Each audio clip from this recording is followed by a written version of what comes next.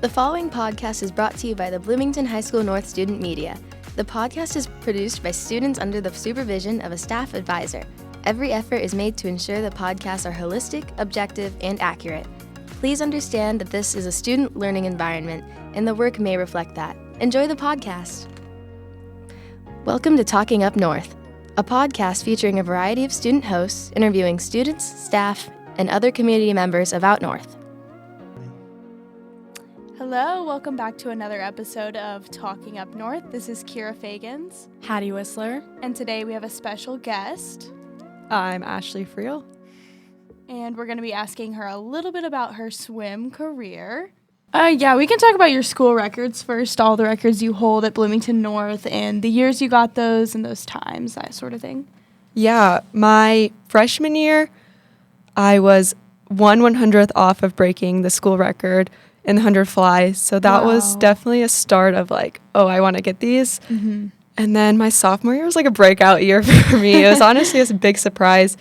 But my first meet, I broke 2 school records in the 2 free and 100 back. Wow. And then the rest of the season, I hit 100 free, 50 free, 100 fly. Oh my gosh. And then 100 back again. And then this last year, I just hit the 200 IM, which had been a big one that I was reaching. Wow, that's awesome. Yeah. So your name is all over the record boards, which is amazing. And so when did you get into swimming and like how did that come up for you?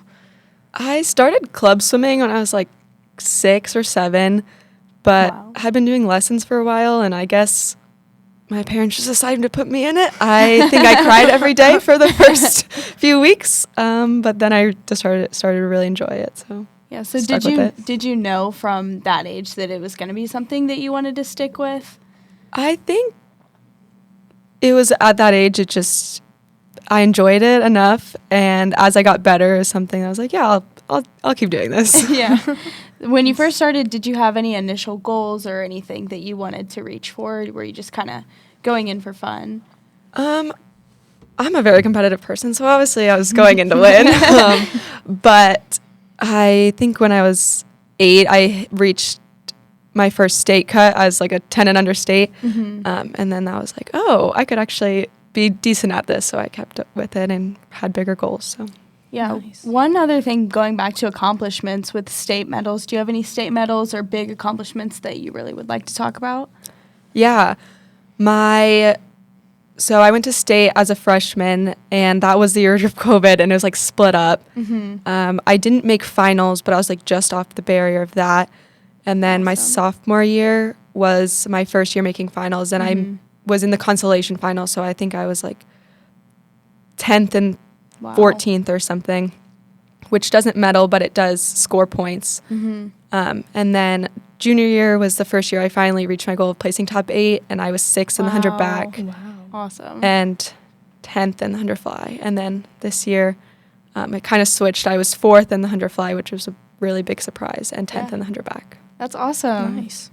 And do you have a favorite event to swim? Yeah, my favorite event would probably be the 100 fly.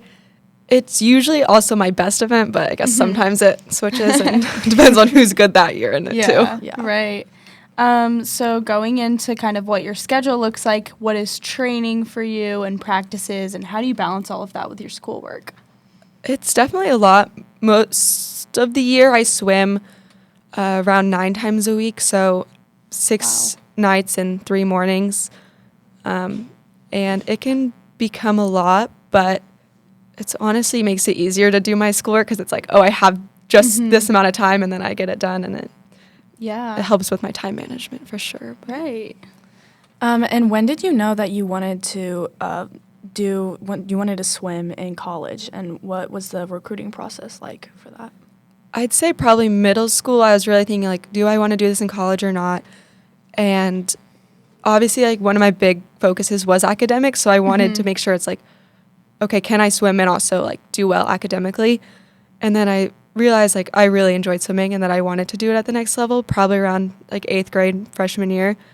And then recruiting starts the summer before your junior year. Okay. And it was a long process.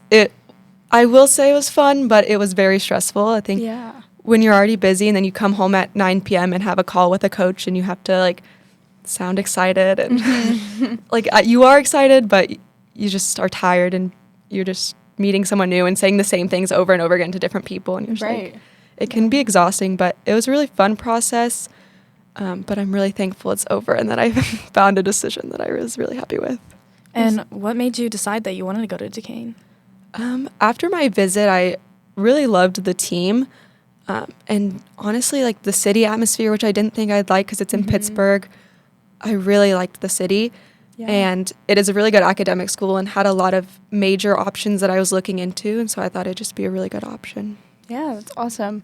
So going into college athletics, what are your next goals and what are you reaching for then? Obviously, I just want to keep getting better, but I want to do well like in the Athletic 10 conference. So a definitely big goal would be like to place in the top 3 at conference. Wow, yeah.